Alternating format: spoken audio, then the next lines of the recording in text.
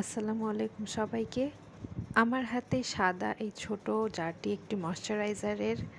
এর ভেতরে থাকা প্রোডাক্ট ইউজ করার পরে এটি আমি ফেলে দিইনি।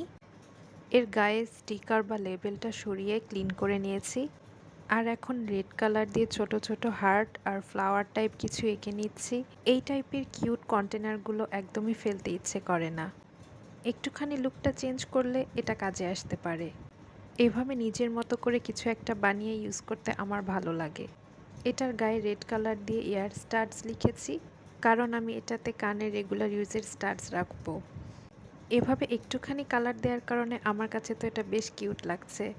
এই যে এখন রেখে দিচ্ছি রেগুলার ইউজের স্টাডস। অর্নামেন্টস বক্স এক্সট্রা থাকলেও কোথাও যাওয়ার সময় এই ছোট জিনিসগুলো একবারেই খুঁজে পাই না।